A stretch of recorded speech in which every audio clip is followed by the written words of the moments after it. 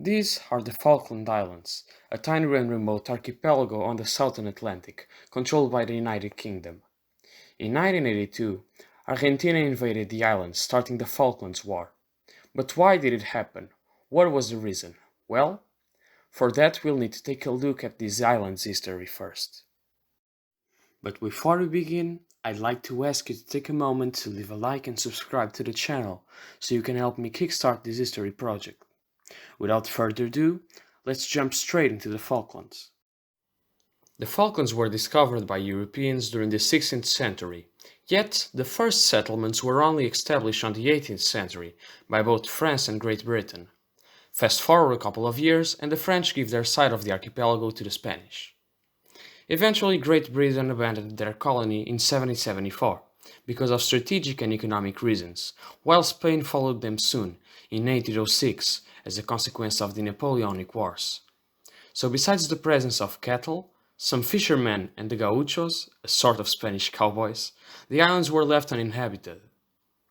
The Napoleonic Wars hardly affected the Spanish viceroyalty of Rio de la Plata, leading to the May Revolution that overthrew the Spanish government and formed the junta. Viceroyalty was no more, and so we welcome on the scene the United Provinces of Rio de la Plata, later to become Argentina. The Viceroyalty immediately started pressing its claim on the islands, granting in 1823 permission to settle on the islands to a German merchant by the name of Louis Vernet, who finally established a settlement in 1826 on the ruins of Puerto Soledad. 3 years later, he was nominated the governor and military commander of the islands and started attempting to stop the activities of foreign whalers and sealers. This led to a conflict with the Americans, who in 1831 sent USS Lexington to raid the colony, under Commander Silas Duncan. The commander then declared the dissolution of the island's government. There were several attempts during the years to restore Argentinian power to the islands, however they all failed, with the British eventually making the Falklands a crown colony in 1840. And here we end the history of the islands.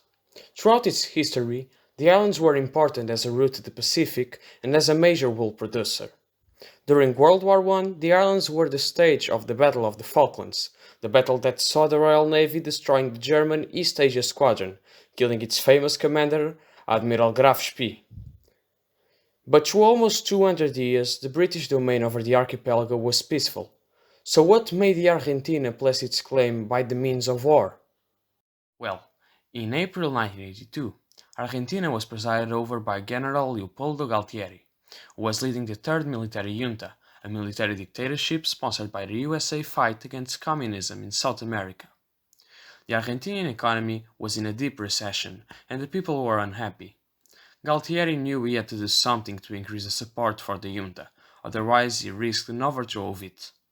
So, Galtieri and his naval commander-in-chief, Jorge Anaya, decided that if they could finally take the Falklands, then that would surely bolster patriot sentiment and legitimize the junta to its people and the world.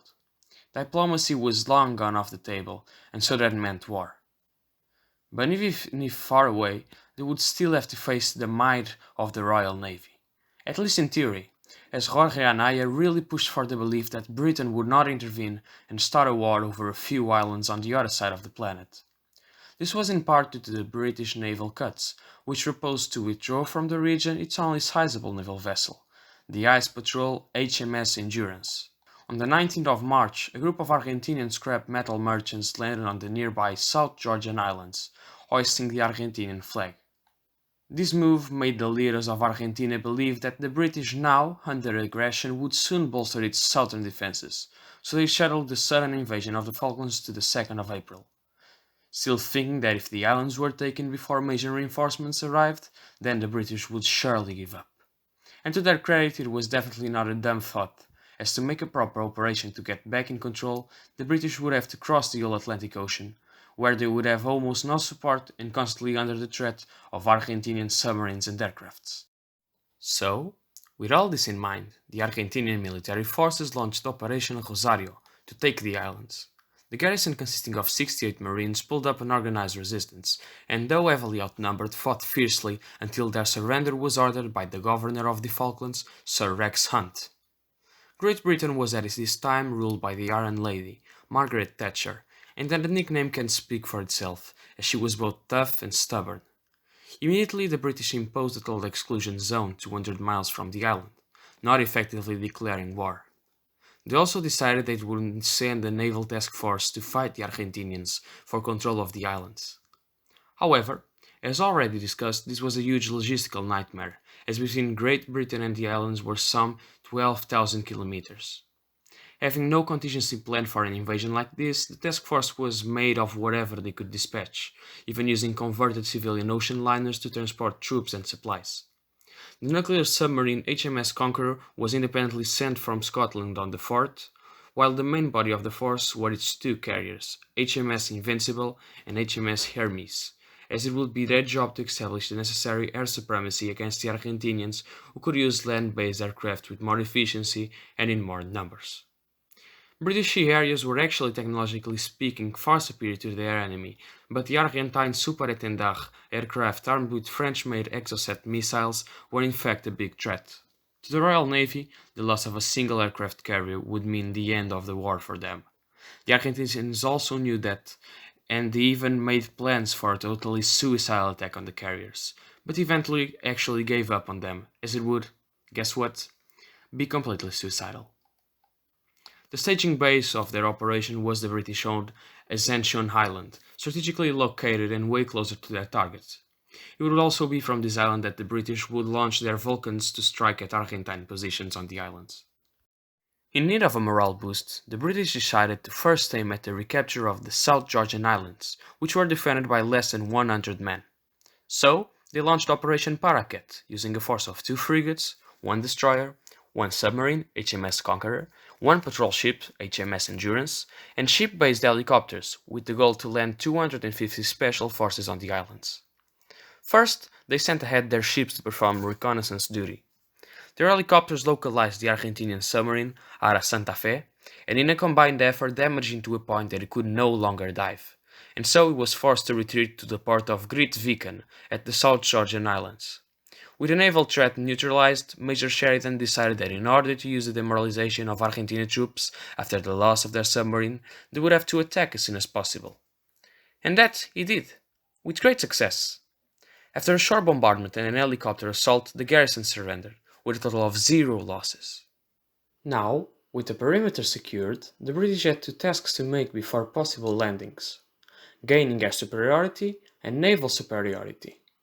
The Falklands only had 3 airports, the most developed one being the one at the capital, Stanley, but even that was too short for the launching of jet fighters, forcing the Argentinians to use the mainland airports, decreasing their efficiency. So the British decided to launch Operation Blackbuck, starting on the 30th of April, a series of air raids by Avro Vulcans on the Stanley airport and its supporting infrastructure.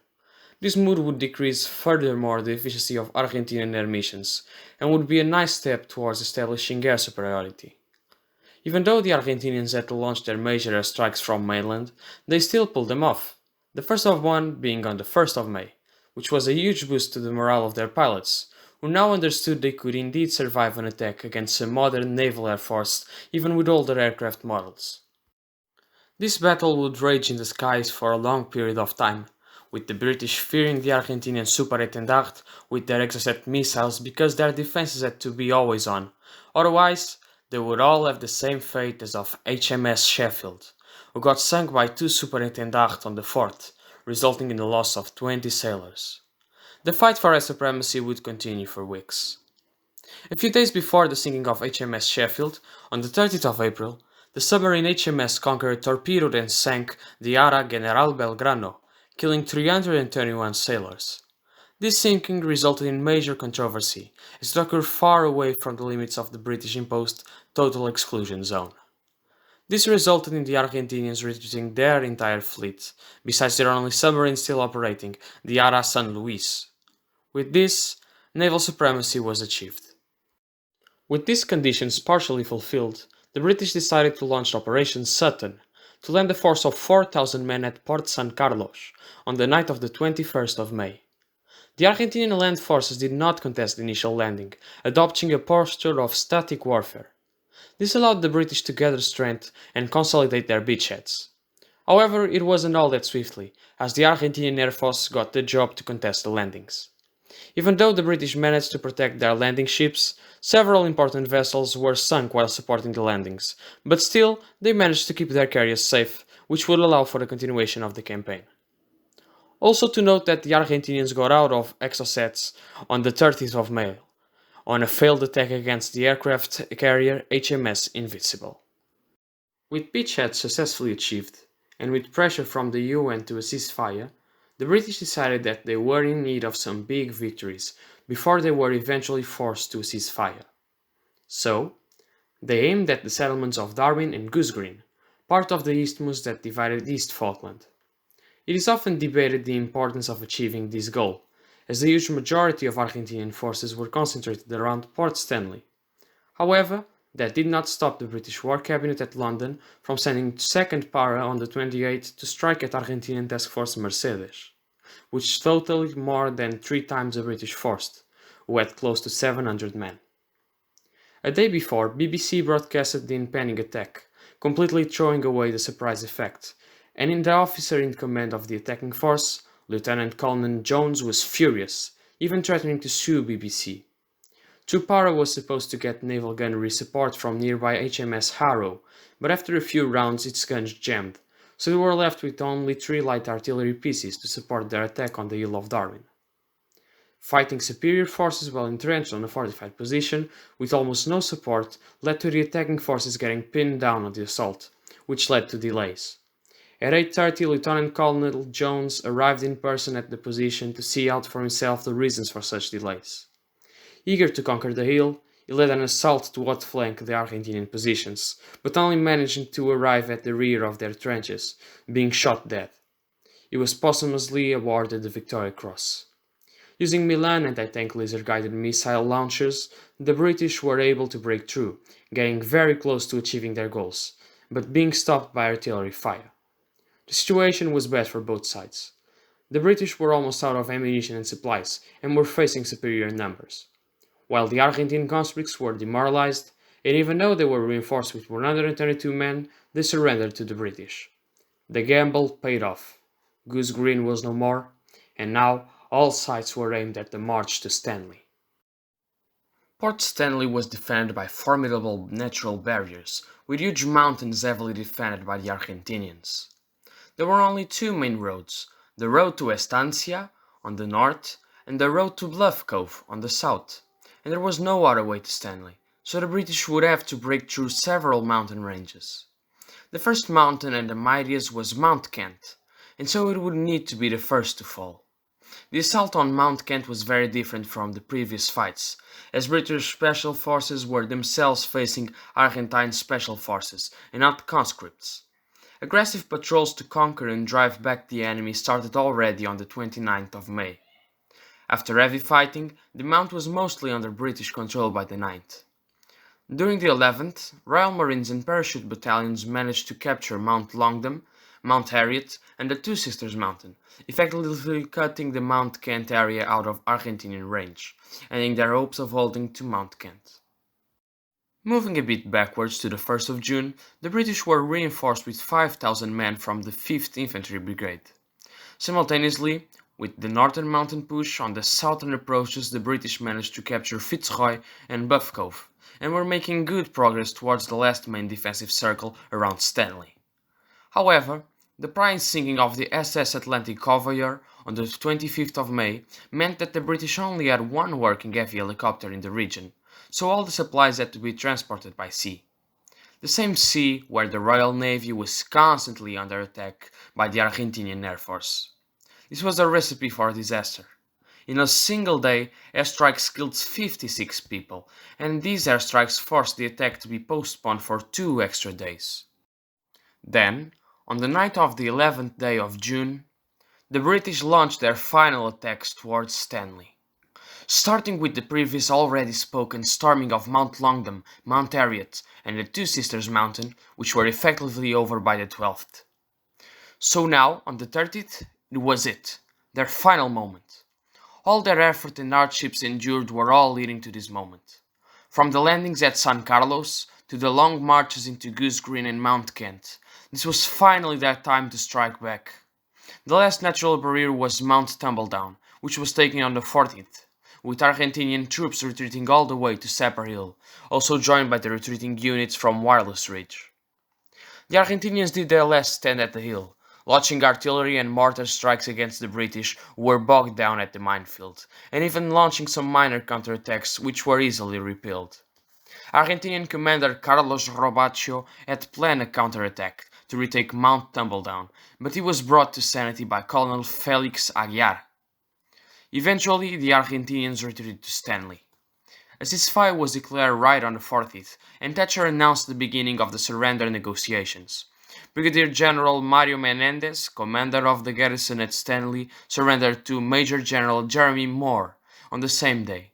Later on the 20th, the Argentinian garrison at South Sandwich Islands also surrendered to the British, marking the end of the Falklands War. This fast but brutal war ended the lives of almost 1,000 men, and showed to the world that Great Britain could and would still indeed defend itself and its overseas territory, not caving in to any demands. In the end, a war that started because of politics had to end with effects on politics.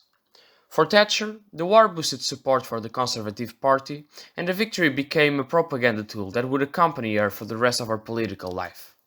While in Argentina, the loss of the war increased unrest, to a point that led to the relinquishment of power of the junta and the democratization of Argentina.